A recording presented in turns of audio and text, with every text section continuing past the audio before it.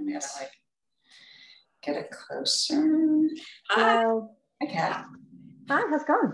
How are you? Great. We've been cooking. Yeah, did you figure it all out? Yeah, came out great. Actually, we're pretty excited. Amazing. Yes. It's like magic. Okay. No. Yeah, not magic. Not magic at all. We're a little stressed out. Yeah. Me especially. Aw, you did great. Yeah. All right. Okay. I'm gonna leave you to go. Cool. Okay, great. Thanks, Sam. Just give me 1 sec. No problem.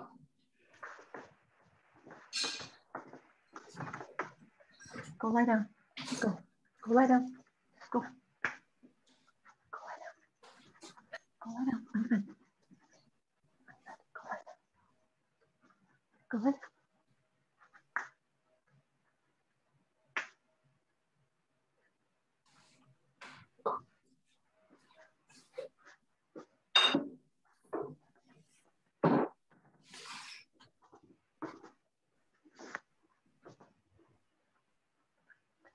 Good stuff. So you're just tweaking your display. Guest of honor. Yes. Alex wanted me to mention, I'll reference 2 of the new wines that we've just been creating in the last 2 years. So who do you have there with you? Is it a little furry friend or a child friend? Yeah, so my dog I had to put into the bedroom and he's really protective. So I don't know. Oh, good. What kind of dog do you have? I have a mini golden doodle. Cute. How big is a mini golden doodle? Oh yeah, he's condo size. He's 30 pounds. He's 8 years old. Perfect. Yeah, I have 2 pugs. So they usually at work with me, but I didn't think it would be a good idea to have them here during food because then they're very naughty. They climb up on things and help themselves. So. Oh yeah. I've had him crash quite a few like Zoom meetings. I bet. Yeah. So they're okay on, if I'm meeting with my distributor from Boston, it's kind of charming. But anything with food, they're not charming. They're all over it. So no, a primal creature. It takes over. While we wait for everybody, Suzanne, how's my audio? Is it nice and clear? I've got. Yeah, it sounds great. How about mine? Yours is good. I find it like ever so slightly echoey, but it's probably. Are you just speaking directly into your computer? We have a kind of a setup with a camera and a microphone we call this our little Zoom room. So we have our little setup here. And yeah, it's carpeted in here. So the echo shouldn't be too bad, but is it still bad? I wouldn't say bad's not the word at all. It's just part of what I do is just try to always make things as good as they can be. So I would say if ever, you're organically doing your chit chat with Chef John, if it's a physical external mic, if you could position yourself a little bit closer to it, that seems to help a lot of our speakers. Okay, sure. Yeah, I mean, I could certainly stand and be a little closer to it. Yeah. Maybe when we're talking about our dishes. Exactly, bring it up to the camera. All right, cool. Very nice. Okay, good. I can do that. Okay. So let's see, we've got some of our peeps are here. Great.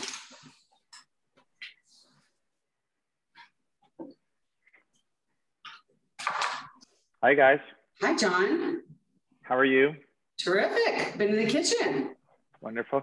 I'm not in the kitchen. I'm in our office. You're in the kitchen. Oh. Well, no, we were in the kitchen preparing your instructions for assembly. So. And how did it work for you guys? Our first dish turned out pretty nice. That looks pretty stellar. Beautiful. Yeah. I know, right? We had to go with mushroom ravioli as opposed to the beautiful agnolotti. We had a hard time, but I think that was your suggestion anyway. And last night, my husband made some beautiful duck for dinner with our homegrown persimmons. And so it was perfect and folded in for today. So you can grow persimmons where you are? Yeah, we do fuyus. And that's so cool. Yeah, they'll be really good right at Thanksgiving. So for Thanksgiving, we always make a nice butter leaf salad with the fuyus. Man, I love that so much. Me too, definitely. Yeah. Alex, can I get a quick mic check from you? You're on mute. Suzanne, it sounds like you're going to have to come up and give John some tips on persimmon. Yeah, Okay, man. I don't know if I'm really prepared to give anybody tips. But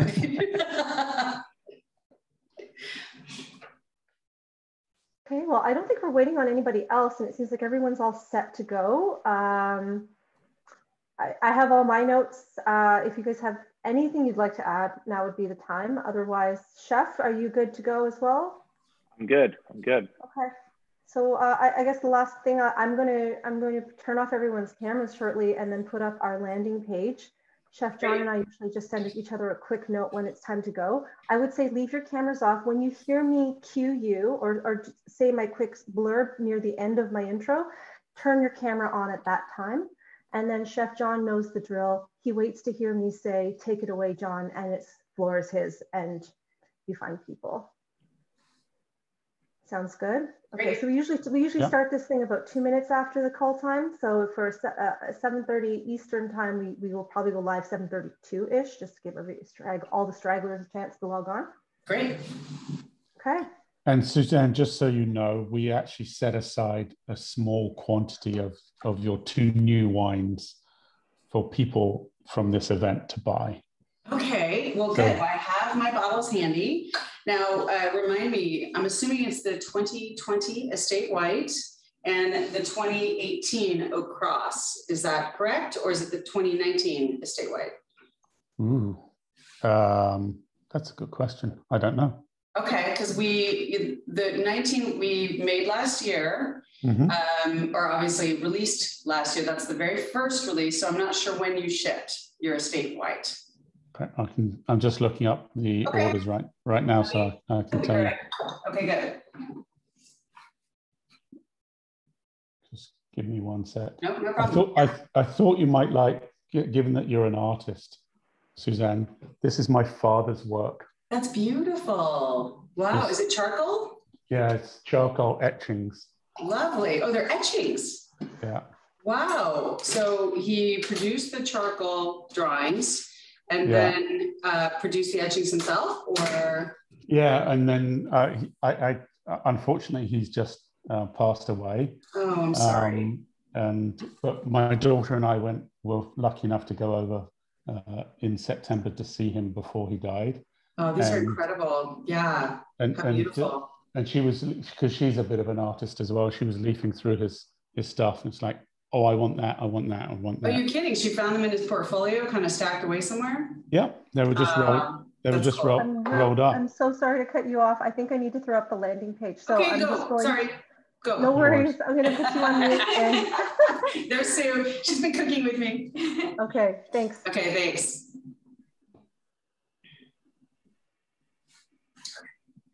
Yeah, she does. Okay, cool. So she said as she's queuing everybody.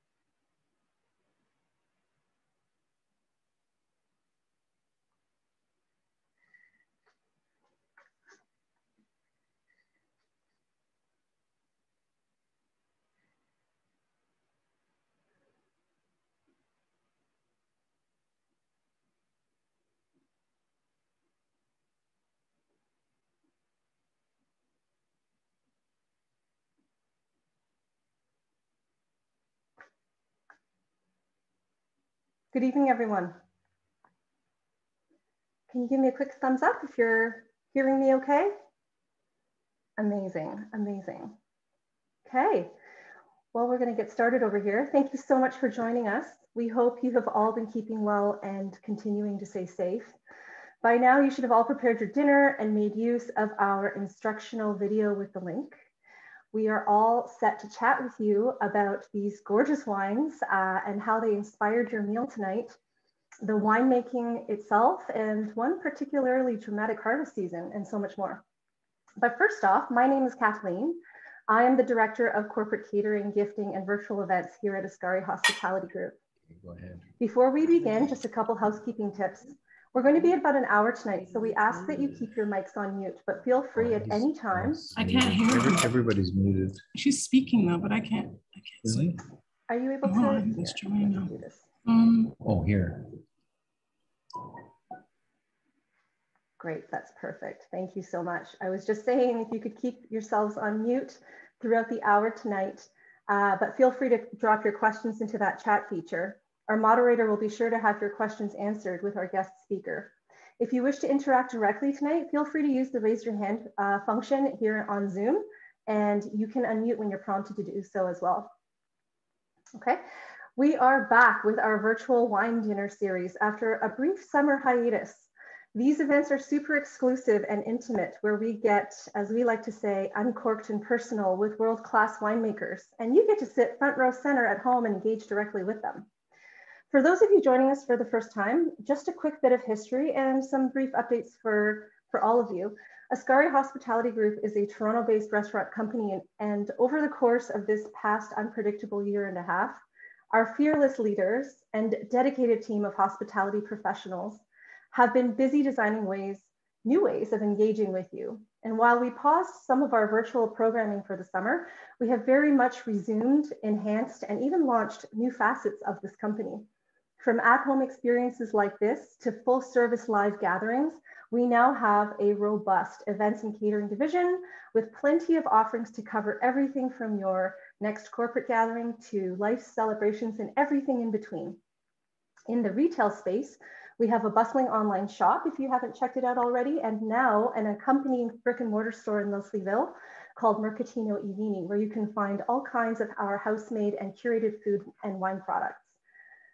We are thrilled as well that as we all get on with our lives, our restaurants are back in their full glory. So be sure to make a reservation soon and reconnect with us in person next time you wish to dine out.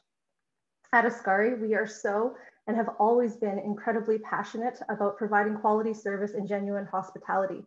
There are now more ways than ever to experience our trademark warmth and excellence. So visit our newly updated website, ascarihg.com, and get in touch. We'd love for you to come be our guest. We look forward to impressing you. So with that, it's my pleasure to introduce to you this evening's presenters.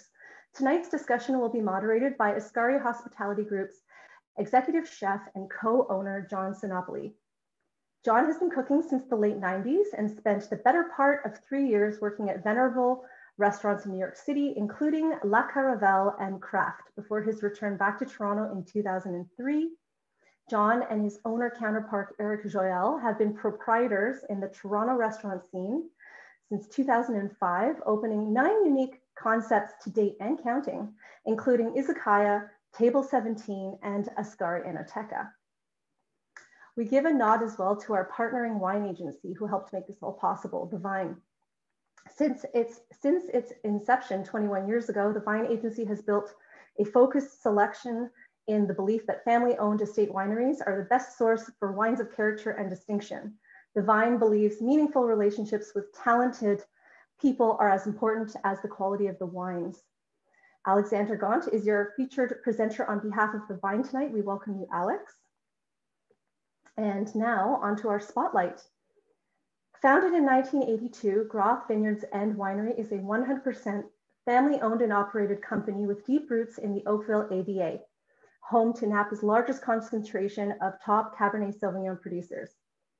Throughout high school in St. Helena and during summer breaks from college, our guest of honor, Suzanne Groth, helped out around the family winery. She began her career in fine wine, selling to restaurants and retailers in the San Francisco Bay Area. She says, it was only after selling other people's wines that she really was able to appreciate how very special Groth was. So she returned to the family business in 1998, working in sales, PR, and marketing. And in 2017, she became the president and CEO. Ladies and gentlemen, we are honored to introduce to you Suzanne Groth. Enjoy the discussion tonight. Thank you for tuning in and for your continued support. Take it away, John. Welcome, everybody. Thank you, Kathleen, for the lovely introduction. I love to see a few people eating your meal. Hopefully, Suzanne's joined us on this.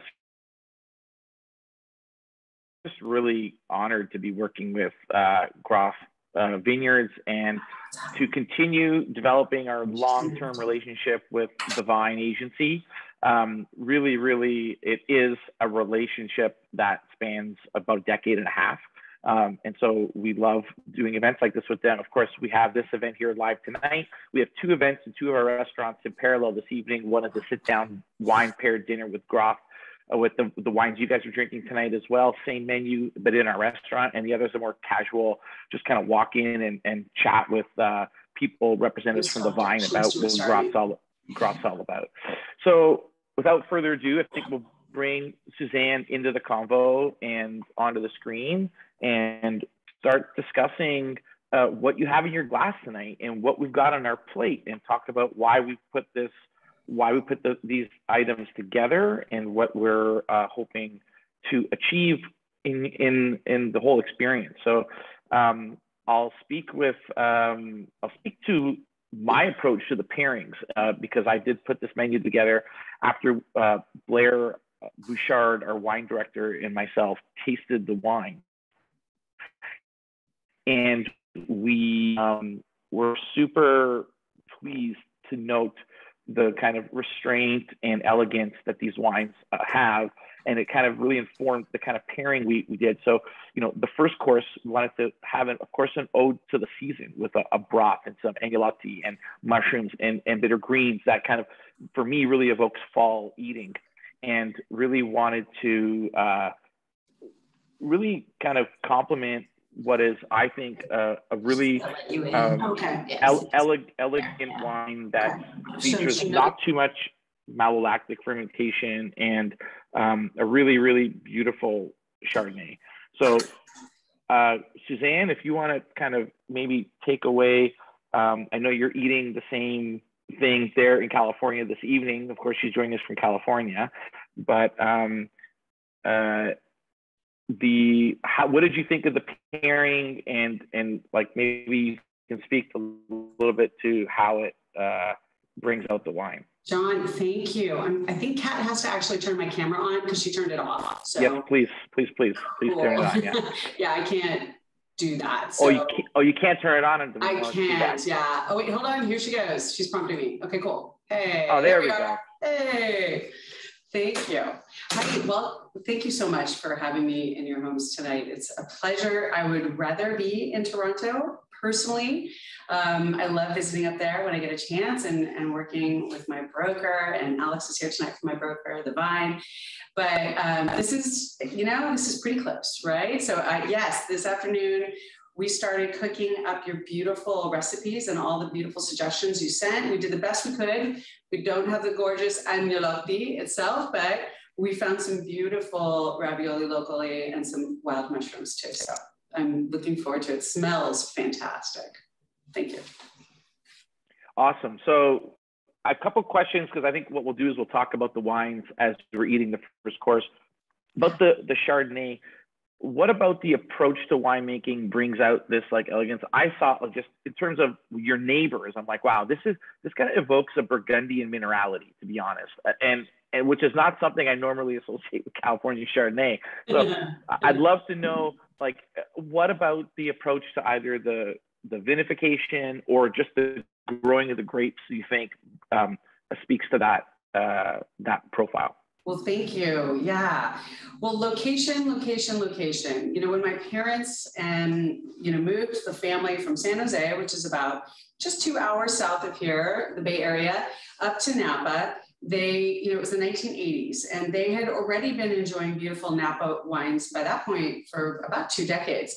One of the things they loved most, what attracted them to Oakville, to the heart of Napa Valley where we are, is Cabernet Sauvignon. That is absolutely what brought them here. But with that in mind, they enjoyed other wines. And so when they bought this property here in Oakville, 121 acres, they had to kind of take a look at the property. There was a reason it was available for sale, actually. It's not often that property comes available in Oakville. Even then, in the 1980s, it was fairly rare. And the history behind this property is that it was a dairy ranch until 1970. And then a gentleman named Justin Meyer was brought in to actually develop the land, an old dairy ranch, into vineyard. One of the first things he planted was Cabernet Sauvignon. Justin Meyer's name might sound familiar. He is the man behind Silver Oak, Napa Valley's first 100% Cabernet only winery. But there was some very damaged, frost damaged and really kind of ignored, poorly farmed. That was the other reason the farm was available. It hadn't been well cared for. The first owner was kind of an absentee landlord. He lived in San Francisco and he didn't want to turn on the frost protection system and deal with the gritty of farming. So there was some damaged Napa Gamay. My parents immediately pulled that out, but they planted Chardonnay. That's what they chose to plant in this ranch. It took them about 10 years to figure out, and chatting with the neighbors, it is too hot here for world-class Chardonnay in the middle of Napa Valley in Oakville. We don't have the soils for it. The temperatures are way too hot. Right after they bought this ranch here in Oakville, they were looking around for a ranch in a cooler zone, mostly to grow Merlot. And so they sought out 40 acres in the Yountville area. This is called the Hillview Vineyard. So there was Merlot planted there. That's why they bought it. But by the 1990s, they'd kind of given up hope of growing world-class Chardonnay here in Oakville. And with the suggestion and leadership of our winemaker, Michael Weiss, we started farming it in the Oak Knoll AVA. Now, it's only 7 miles south of our winery here, so it's very close. But it is a world away as far as temperatures. It's 20% cooler. It doesn't get as cold at night, and Chardonnay is a thin-skinned grape. It hates cold frost at night. It's very prone to frost damage. So this is the ideal spot. And one of the clues that we should have had was looking around the neighbors. There is world-class Chardonnay in Oak Knoll, has been for over 60 years at this point. The Trefethans own about 1,000 acres there in the Oak Knoll AVA. They make incredible Chardonnays that age well. And another thing that gave me a clue was the world famous Chateau Montelena Chardonnay, which kind of lit the world on fire back in 1976, putting Napa on the map, really, what we call the Paris 76 tasting. In an unveiled tasting, it actually performed as well or better than world-class Burgundies.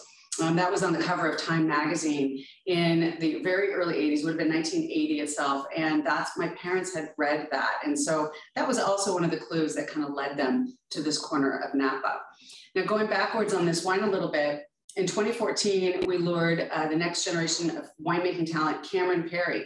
I lured him in because he made world-class Cabernet, very important for me. Chateau Montelena is amazing, wonderful history. And then there's Chardonnay. It ages gorgeously. It's crisp, it's clean. It doesn't have that cloying sweetness that so much Napa Valley Chardonnay leans on. Sometimes we over oak it, right? Using too much new French oak. So Cameron had a very delicate hand with this wine, and he reined in the new oak program to about less than 8%. So that means, just a few barrels are introduced to the program every year, and then relying very heavily on barrels that are, as many as 4 vintages used already. We suppress the secondary fermentation. It's called malolactic fermentation. This happens very naturally in all wines if you just ignore them and leave them in a barrel, right? But we actually keep them very cold, very isolated. That way it's very difficult for the malolactic or secondary fermentation to occur, which is nice because ML is amazing on white Burgundy or really cold climate, like if we were growing in Russian River, much closer to the ocean, we would need it to rein in the bracing acidity. But we're in Napa. We have plenty of plush, velvety fruit.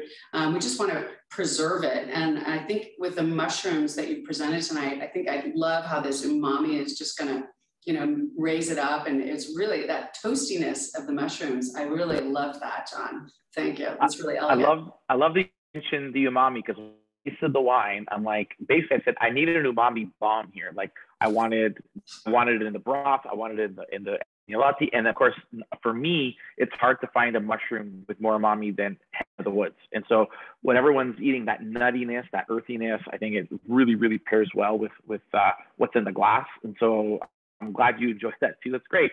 If anyone has any questions, just a reminder, please type it into the chat. I'll communicate it to Suzanne and we'll answer it. Suzanne, I did want to talk about, you know, you speak a lot about your parents' decision-making in purchasing the properties and the legacy, but I'm more interested in the transition between their reign or rule of the Groth Empire, for lack of a better word, and then to your you know, like how you're taking care of this legacy. And I know that there's new varietals and new SKUs coming up, and I want to kind of ask, like, what projects are you working on that you're, you know, that you're proud of, that are going to be your lasting legacy at Groth? And of course, these two wines are you know, the linchpins, but what's coming up in new, and how does that kind of tie into your transition and the new life you're breathing into the operation? I appreciate that. Thank you. Yeah, I mean, Mom and Dad started this property together. In fact, they really bought a ranch. I believe their original feeling was, well, someday we'll retire. They were only 39 years old when they purchased this property. The reason, we're from Sunnyvale, from, as I mentioned, San Jose, the Silicon Valley, right? So as my parents were growing up in Santa Clara, Sunnyvale, it's all orchards. It's prunes and walnuts and, you know, Libby Canning Factory. And that is what my parents were raised in the middle of, and seeing all this agriculture. But of course, by the 1950s, you know, they're going to school, and already Hewlett Packard is opening up, and things are starting to change in Santa Clara and the San Jose area. Their families were attracted there during the Depression for the jobs at the canning factories, but things were rapidly changing even as they were going through school. My dad ended up working, he was the first person in his family to go to college. He ended up becoming an accountant. There was there is large accounting firms, and they're still in operation today all over the US. This was called Arthur Young at the time. Today it's called Ernst & Young. It's still one of the largest accounting firms in the country. But as a young accountant, he was introduced to wine by way of going out to Wente Brothers in Livermore, very close to San Jose area, and doing the accounting, literally like doing the books for them. And when he was finished doing the books, they would let the young, you know, accountant taste the wines. And he thought it was pretty cool. So he actually started taking wine home, introducing my mom to Wente Grey Riesling. That was their bomb. They loved that wine. It's a lot like Blue Nun or Liebfraumilch of the 50s and 60s. And he actually started doing his first wine deals he's an accountant, he's doing the books, and he goes, if I buy a case, I get a bigger discount than by the bottle. Oh, and what if I buy 10 cases? So he did a pallet deal and put 56 cases together, had it delivered to our cul-de-sac in Los Gatos, California, and all his fellow accountants came and picked up their case and gave him a check. So that's the first Dennis Groth wine deal. That kind of led to their love of exploring Napa and Sonoma all over California, eventually investing in this vineyard and dreaming that someday they would retire. By then, my dad is working as a finance director for Atari. Atari is the very first video game that was ever created. And of course, I was their test market, myself and my younger brother, Andrew. So the Atari 2600 was our jam. You know, Asteroids was our game. And we really prided ourselves on testing Dad's games. They had, because of his position at Atari and Warner Brothers, a big company, buying Atari, they were in a position to invest. And that's what led to the investment in this vineyard. And they were pretty crazy, right? They just jumped in. They didn't know anything. They quickly realized that selling the grapes was not going to be a viable business. They were going to have to come up with another plan. And then they launched the brand, 3 years after they launched the brand, and I'm still in middle school in San Jose. My brother's younger than I, and Atari goes bust. They invented a horrible game. It's called E.T. Great movie, terrible video game. And Atari folded its doors and sold. And so we suddenly found ourselves, of course, I'd grown up in San Jose. I was in the middle of, on my way to high school. And here we are, basically homeless. And they had to make this work. So this business that was a someday, maybe we'll retire there kind of business, became front and center. And the family came along with that. So my brother and I, we're front row center. We're helping them with the bank, trying to pitch them on giving the family a loan to build the winery. I'm in high school, so I'm probably trying to ignore all of this, but they're just basically scraping it together, trying to find a way to build their business.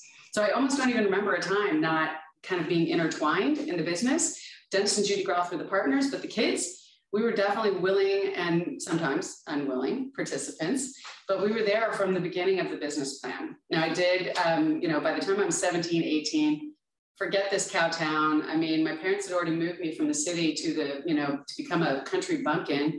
I went from a high school of, 2,000 kids to a high school of 400 kids, 100 kids in my class. Andrew and I, we were lucky. We settled in and made great friends, lifelong friends that we're still close to today and do business with here, buy grapes from some of those friends that we grew up with. But by the time, I get out of college with an art degree, I thought for sure that my future was not in the wine industry. I took a little bit of a path working in hospitality, restaurants, hotels, but eventually ended up, as Kat was so gracious about the intro, talking about working at a wine distributor, calling on restaurants, learning how the industry works. How do we get the wine from a warehouse in front of a customer? So that was an amazing 5 years experience there. And then eventually, lured into the family business. I mean, I value so much the foundation of the Chardonnay and the Cabernet we're tasting tonight. I call that part of our core. But as my father and mother promoted me in 2017 to president, they also gave me the gift of saying, you have to think and dream about what you want to do for the next 40 years. We're celebrating our 40th anniversary this year. And I was really, really fortunate that our founders wanted to they didn't want to step back so much. They're here every day. Let me be clear. My dad is in the building every day still and asks me all the time about, I don't like this price I see over here. And what are you doing over here in this account? And what's going on? So he keeps his eye and his pulse on everything, which is amazing because I feel like I have that net there and that guidance and his 40 years of amazing experience. But there was a piece missing. I wanted the team had been questing for what can we do with the blends? There's amazing grapes coming into the winery every year. And we sometimes feel like the winemaking team felt like they didn't get a say so much. And we took a step back. I took my executive team, my winemaker, finance, sales, and we spent about a year and a half thinking about what assets do we have. We have 121 acres in Oakville, a beautiful winery. We have another ranch at Hillview. And what can we do to showcase and tell our story a little bit more? So one of the pieces was introducing our first Oakville AVA white wine and our history. So of course our Chardonnay is a single vineyard, but it's from the Oak Knoll appellation. But our largest holdings and where we spend most of our time focusing is the Oakville Estate. So we've just launched a brand new wine. It's called the Oakville Estate White. It's a little hard to see on the camera here, sorry.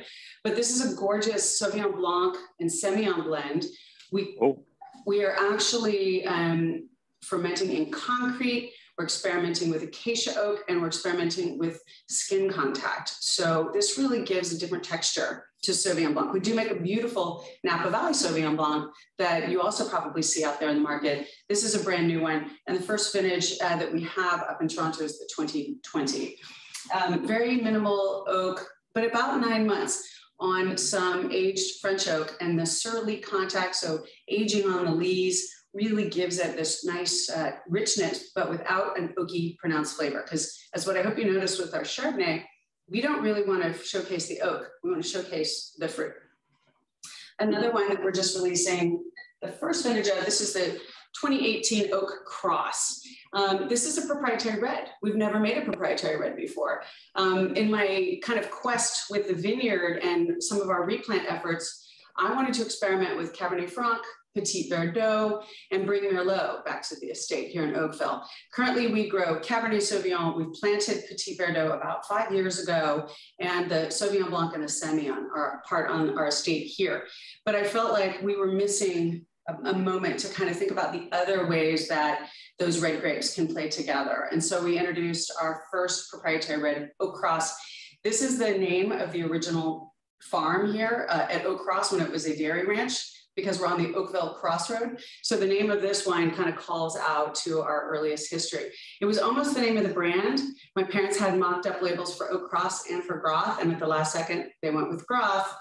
I still think maybe that was a mistake, because Groth is always growth or first growth jokes. I don't know. So, but you know, it's 40 years. Like, I think I can let it go. And I feel like with the proprietary red, I'm bringing it back.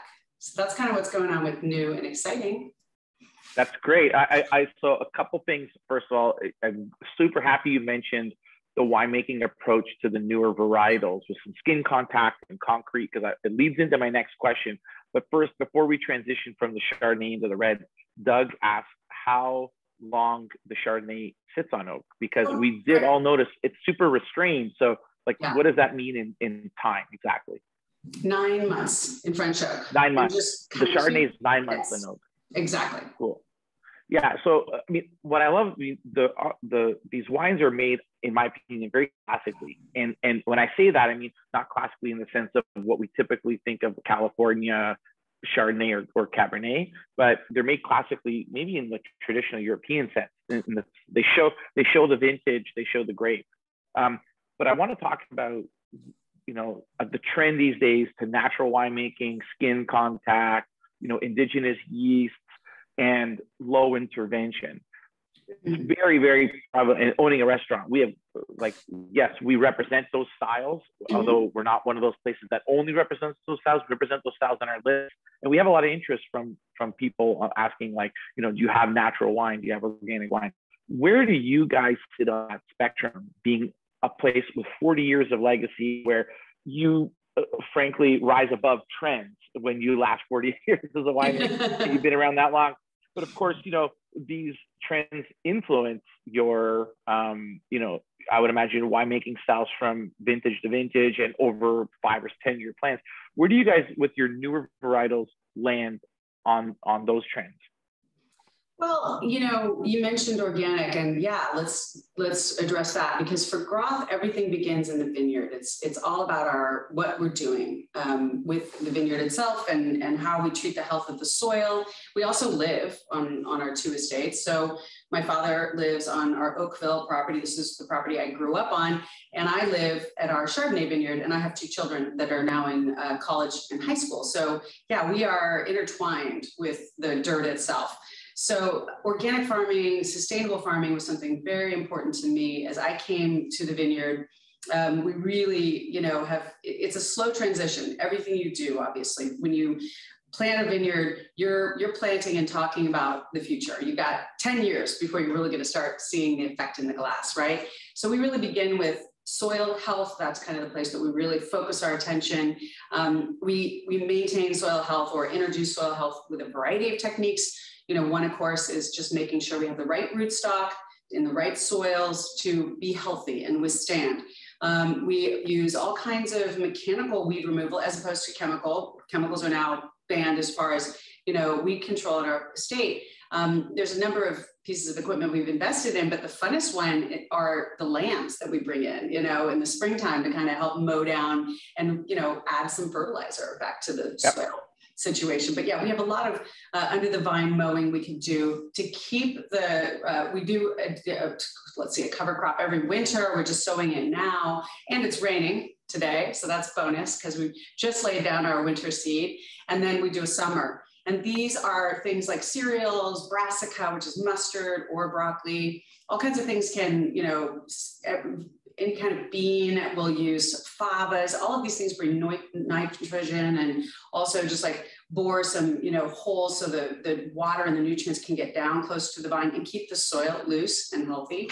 That is, you know, part of our sustainable farming program. You know, another element that you mentioned that is kind of fascinating is experimentation. And I mentioned that as well. So that's what led us to concrete. Concrete is actually ancient. You know, the Romans, the Greeks used amphora, they used concrete. It was easy to make and assemble. And to a lot of our farmers in Napa Valley, they started in dairy. They were using these concrete, you know, open vat fermenters. And a lot of the families like Segasio over in Sonoma, they would actually ferment in these open vat fermenters. Little tricky, hard to keep clean, Yeah. control temperatures. They were making massive Zinfandel, so it worked for them. But we use a concrete that's a very controlled version of a concrete egg. I can introduce the, you know, temperature control, chill it, heat it as needed, whatever we need, and we can actually clean it pretty meticulously. It's made to spec for wines. And this has become a really fascinating tool, but it's very old, as I mentioned, and you'll see this all over Bordeaux. The first grows have used concrete as part of their fermentation attack forever. Yeah, it's always been part of their I love that you spoke to the farming, because honestly, I don't know too many California vineyards that use lambs and then introduce nitrogen fixers in the wintertime. And that'll be, for me, I'm like, we plant in the fall. Of course, here in Ontario, in our wine growing region, there's no planting in the fall. It's usually tying down vines and putting, like, you know, textiles on top to keep them from freezing because we have frost. Yeah. But yeah, you guys have a secondary growing season, which is super interesting, Yes. and that it affords you that window to add nutrients to the soil. Really interesting. A lot of people here do use lambs, organic farms, and livestock to clear it and add fertilizer, of course. But of course, and goats are another element, right? We're still kind of launching an experiment there to just control weed and, you know, growth around the estate where the trees are, just for fire prevention. So that's become a big kind of element for us in Napa as well. Awesome. Well, let's move on to the red. I think if everyone's eating, they're definitely on the second course by now. Okay. When I tasted this Cabernet, I was like, you know, I've drunk a number of California cabs, and I think in our restaurant world, it's probably not our go-to every night wine drinking, but it was so refreshing to taste something that had the kind of elegance that this has, and also, you know, the power in the grip is not the number one thing I noticed. I think the number one thing I noticed was the elegant touch, the currant, the cedar flavors. It has a touch of mint and graphite on the finish too, like all the nice layers that you want in a beautiful Cabernet Sauvignon. So I'm curious how you coax that, what is probably in Oakville, a really ripe. Doesn't have to be, yeah. I mean, first of all, I have to show off my duck plating because I think it was very beautiful with my coworker here. You know, we have our duck and our lentils, and it smells so amazing. Yes, you nailed it. I love the quince too, by the way. I thought that was a really fun surprise with the wine. So right on, celery root is, I was impressed with that.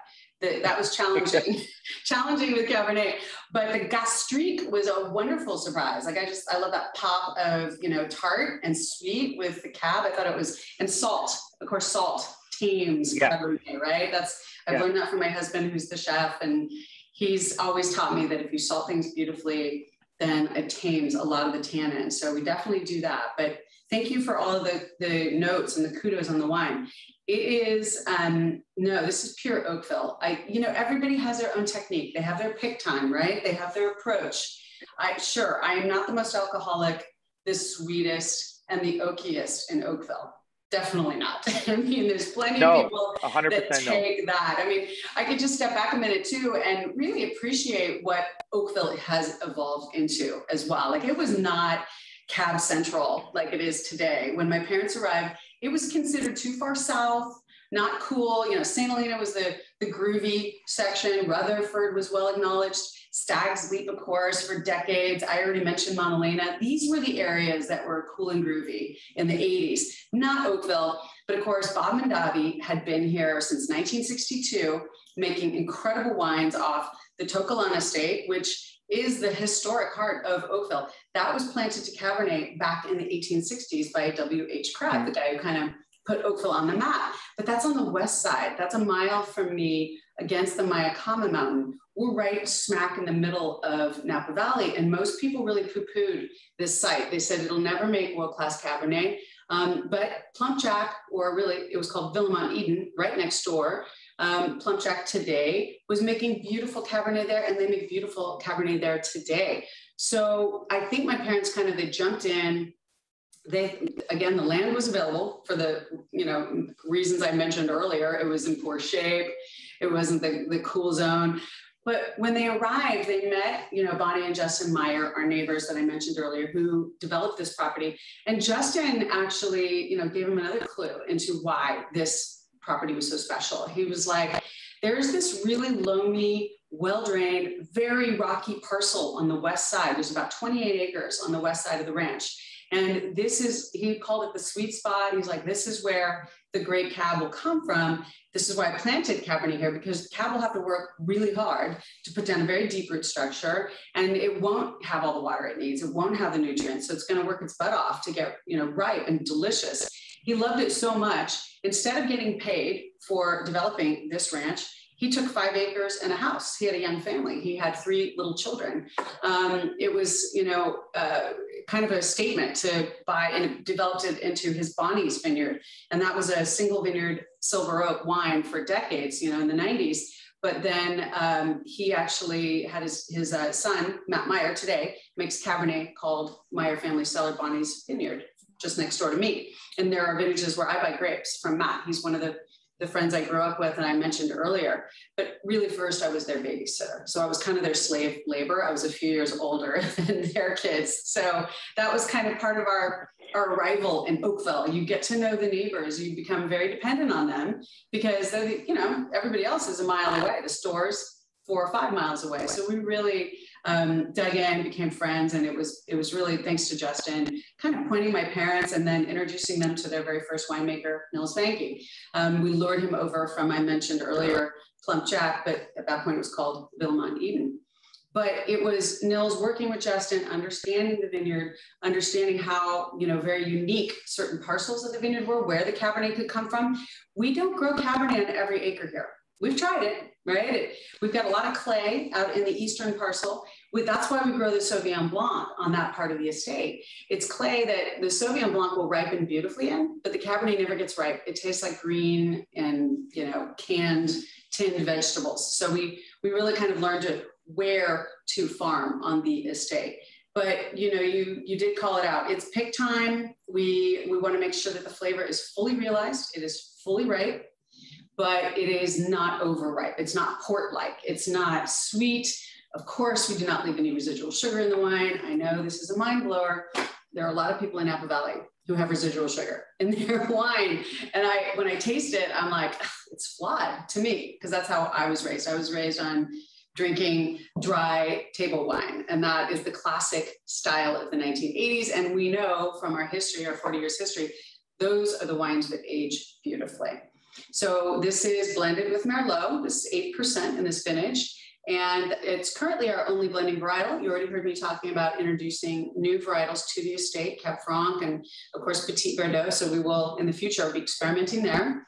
And we just want to make a beautiful classic cab, of course, that's elegant and balanced and that will age for the next, 15, 20 years. Absolutely.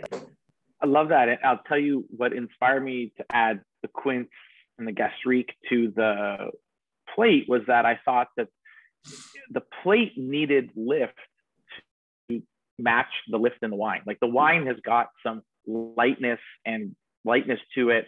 And the plate, the duck is rich and it's like fat duck leg and lentils. It's earthy, it's fatty. And we always add acid to our plates. And I was a little worried that if we made something as balanced as we normally do in a plate, that the cab would just overpower it.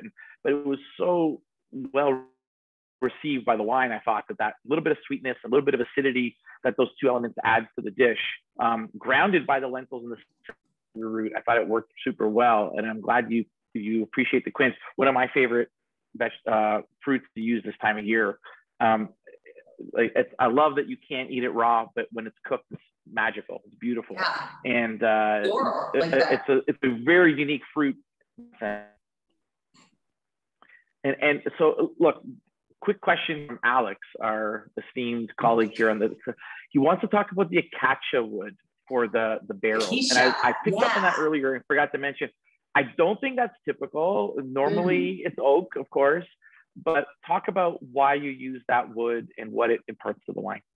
We have been experimenting with acacia or alternative oak for years, right? I mean, French oak is expensive. I'll admit it. It's $1,000 a barrel, especially at our reserve cab level. And we haven't even really got into that. That's our penultimate blend is our reserve Cabernet. And it has a little red stripe on the side. That's how it's distinct, and it has a red foil. This wine is, exclusively from those acres on the west side that I was talking about, those really, really well-drained, rocky soils. So we're not using, acacia in our Cabernet today.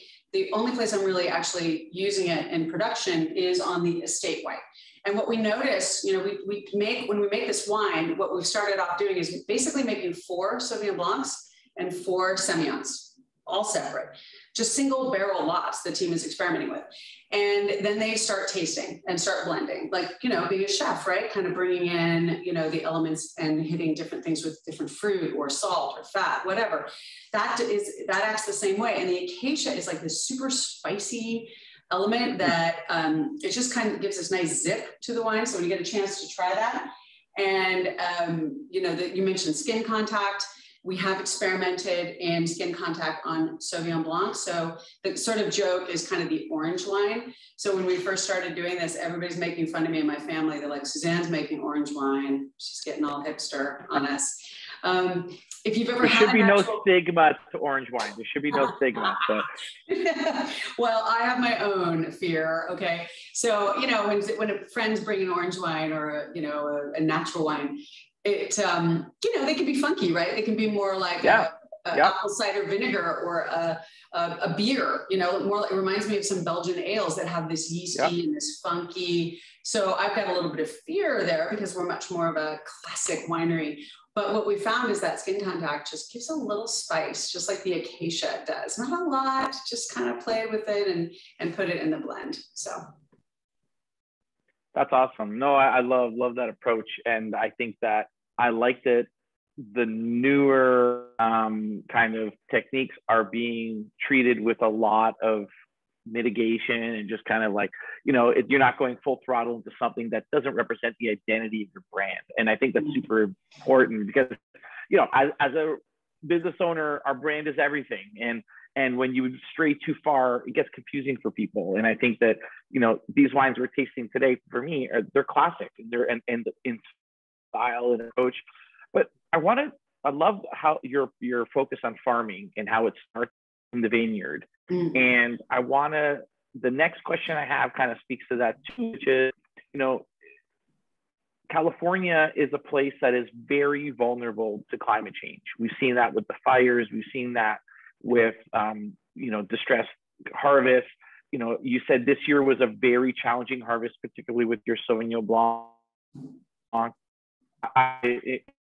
Just to know how climate change has affected your operation, which basically means your farming practices and your harvest. And then have you made any long-term plans to try to mitigate the effects of climate change? And then what do you have to do spontaneously in the moment, the years, and like when the weather goes crazy and there's smoke and there's fire and there's heat, like in the moment, what do you have to do? And then what do you do in the future? Well, I mean, every year for farming is challenging, right? Every year has its own challenges. I think my dad's, favorite story about his first years with the farm, he's still in San Jose, right? He's still got a desk job. Half the time he's like flying to New York to talk to Warner Brothers, and he's calling. And the farmer that he worked with to kind of care for the vineyard, because he did not have the experience, obviously. And, he'd call him up, Ed, how's it going? He goes, oh, Dennis, the wind is blowing and it's set, it's springtime. So, because the vines self-pollinate, if it's super windy, they have a hard time setting a crop.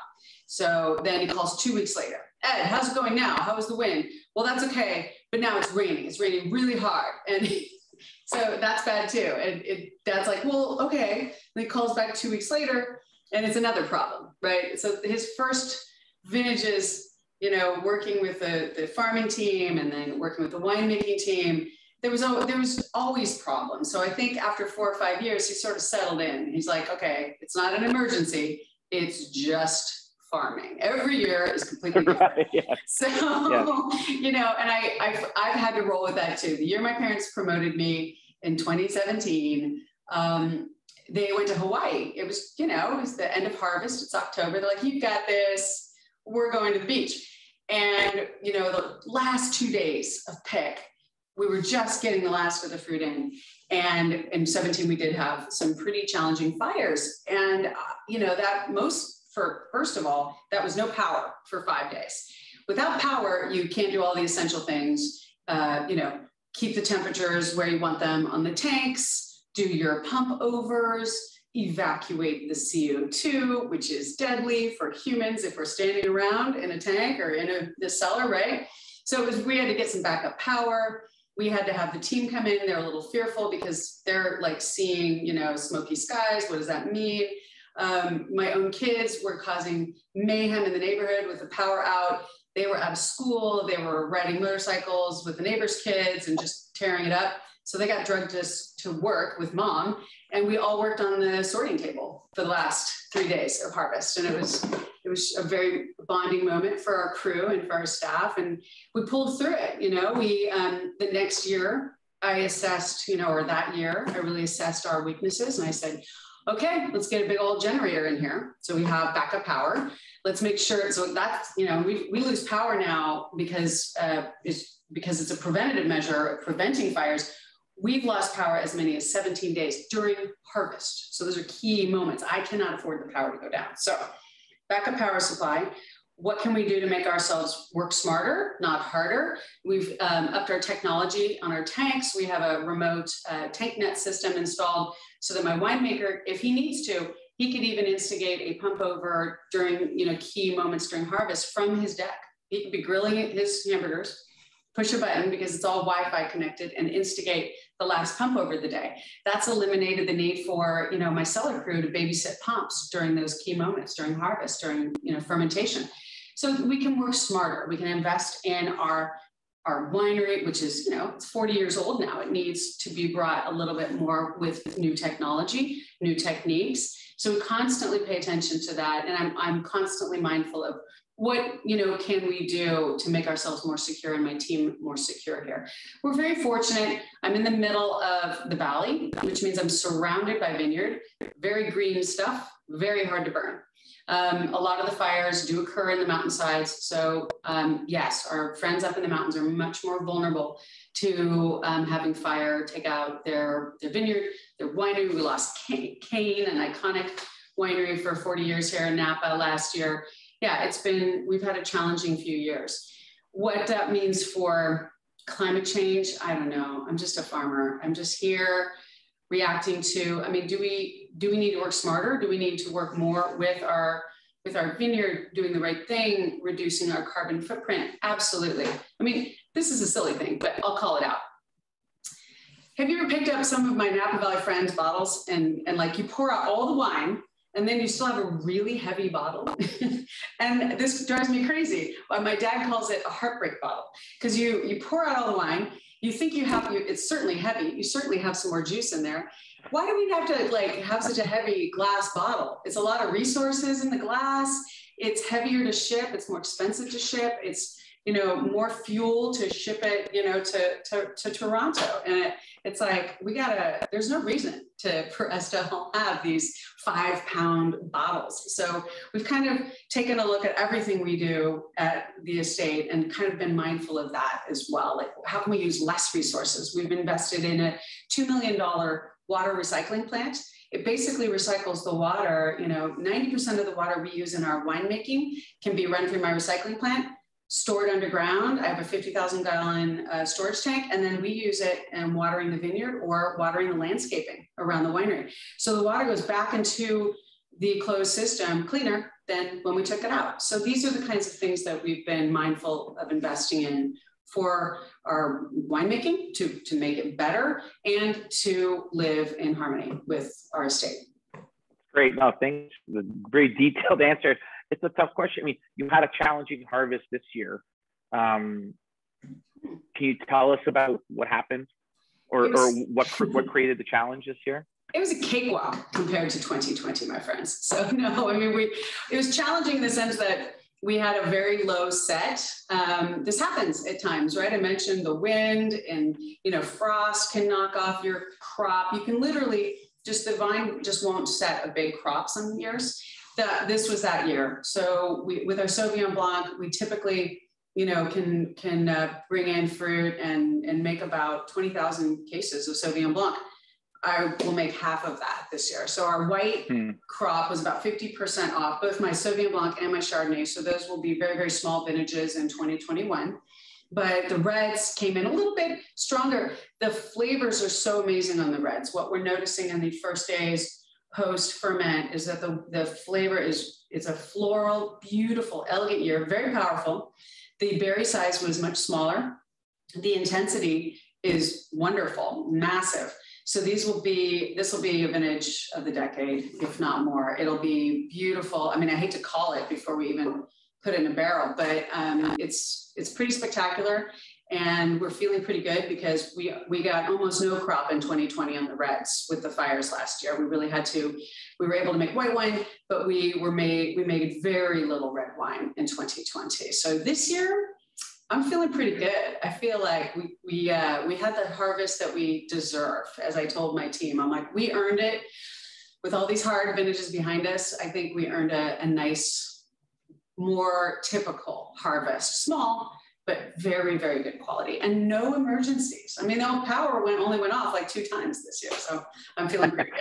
Well, I've participated in a couple harvests myself, and I do understand how temperature control right off the pick is super important. And without power, I don't know how you do it. I mean, I've been where they're shooting dry ice everywhere and they're trying to keep everything cool because you don't, like on a hot day you're picking, you don't want that to turn into something that you don't before you can get it into the tank. So it's got to be a crazy operation without power. I mean, the last thing I want to touch on before we say our thank yous and sign off is, the future. You talked a lot about these, new varietals you're bringing in. I'm really interested in what you think, like Petit Verdot and Cab Franc have futures in California, because Cab Franc is a grape here in Ontario that we are focused on. We think it's the red for a cool climate place. We grow Chardonnay and Riesling, and we go Cab Franc and Pinot Noir here. And so I'm curious in California, because of course, Pinot Noir expressions in California are not what we do here. They're typically just a completely different wine. What do you think the future of Cab Franc is in California, and particularly in your vineyards? Well, I don't know yet. I think I was curious about it, and our current winemaker, Ted Henry, was very curious about it. It's a varietal he's used at Clos de Bal for years on their estate in Stag's Leap. And, I'm all about having the team kind of give me some input. So you can blame Ted if it's not good. How's that?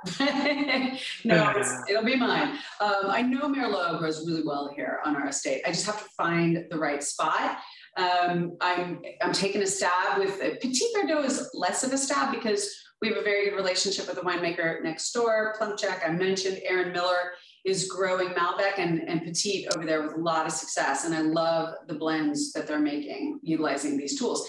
These will be small bits of our overall blend, right? 1 to 2% with the Petit Verdot, probably a similar amount with Cab Franc. Merlot, I'll definitely rely on more heavily, and we have great confidence. We've used it since our first vintage. But I just think that there is, a different palette that comes almost like I'm a painter. So, it's like bringing in, a little bit of a different color of the same palette. It's still red fruit. It's still, but it might have more of a blue tone, or it might have more of a red tone. I think that there's just a lot that we can kind of discover there and use as a spice in our blend. Awesome. But last question. What are you drinking now that's not your own wine? Other than my own wine? Was that the question? Yeah. What are you drinking that doesn't come from your estate? What's in your fridge? Friday night, you're like, I need to drink this, but it's not yours. I want to kind of get a sense of your own personal taste and approach, and like, you know, it might not be something we can get here, but just in general, the wine, beer, cider. What do you? I have a pretty classic palate, so I love Zinfandel. I think that's something California does amazingly well. My husband has been collecting Ridge for over 50 years, so we lean on Ridge a lot for our, you know, pasta night, you know, at home with the kids. They're dry, they're elegant, they're not a big, super jammy style, and that's my palate for Zin. Pinot Noir, love Russian River. Pinot Noir would collect everything from Pei, which is way out on the coast. It like literally has a view of the ocean out there, and in kind of northern Sonoma territory. And we don't make Pinot really very much here in Napa, so I really enjoy that. Last night, as we were, my husband was preparing some duck for some friends, we warmed up with a favorite that I hadn't had in a while. It was the Domaine Weinbach. It's a wine from Alsace, France, and this is their Pinot Gris. And it is such a beautiful wine with a little bit of sweetness, but just that acid that just, and I'm a huge fan of acid. I love Sauvignon Blanc of all stripes. I mean, we've been talking about it all night. But those wines from Alsace are incredible. I actually got a chance to visit there. I used to sell those wines. The Fuller sisters are incredible, passionate farmers, and you know they're second generation as well. So I just feel like I love that winery. So I drink their wines whenever I can. I love it. Suzanne, thank you so much for your time tonight. I think it's such a treat for us here in Toronto to speak directly to a winemaker in California of the esteem of your family's estate. Thanks to Alex and everyone at the Vine for making this happen. And I'd like to say a personal thank you to our team at Ascari. We have a crack team who put together your kits tonight. I hope everyone enjoyed the meals, the presentation, the video, the instructions, the packaging. A lot of thought goes into that. And a special thank you to Kathleen Chu, our director of events, who puts together all the details that make this seem seamless and effortless, but trust me, it's a ton of work. So thank you to all of you. And thanks to, of course, everyone sitting down, enjoying the meal and participating in what we have to offer. We're going to continue to do some virtual events through the winter, but please make a reservation at the restaurant. Check out our website for all the wines available. And I know, Alex, you're going to have some special releases available for people participating in this. Do you want to unmute and kind of explain to the crew here how they can get their hands on that? Yeah, for sure. Thanks.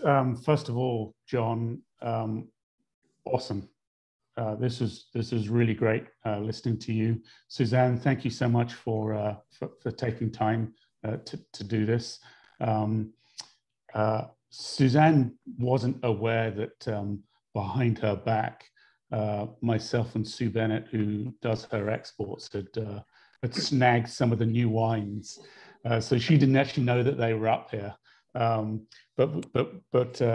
we managed to get a small allocation, and we've held them back, you know, to sort of release them, if you will, announce them for this event, because I think this was an appropriate time to do that. So if anyone is interested, if they just like to get hold of us at the agency, wine@thevineagency.ca, and we'd be happy to give you some more information on the wines. They come in 6-packs, so you know they're great. I've had both of them because Suzanne very kindly invited me to their sort of AGM last December. It was virtual, but they sent, you know, the kits out, wine kits for us, and it was an amazing experience to try those wines. So that's kind of why I snagged them. Sorry, Suzanne. That is okay. That's your job. Perfect. Amazing. Well, again, thanks to everybody. What a great evening. Suzanne, you've changed my mind on California Cab. I like you. I've always stuck with both from Ridge and from Storybook Mountain, which I know the Vine represents, but the Vine is my path forward in California. And I think the Storybook Mountain and Ridge are killer killer wines. But I'm now sold that there can be elegant California Cab, and you guys have done it. It's beautiful. Thanks again to everybody. We'll see you next time. Please check out, sign up for our newsletter so you can see all of our upcoming events. Thank you everyone for your participation tonight. We will see you again soon. And Suzanne, when I'm in California, I'm looking you up. We're going for drinks. Let's do it. Thanks, John. Thank you, everybody. Alex. Thank you, Kat. Thank you, everybody, for joining tonight. Everyone. That was a lot of fun. Thank you. Have a great evening. Thank you for joining us.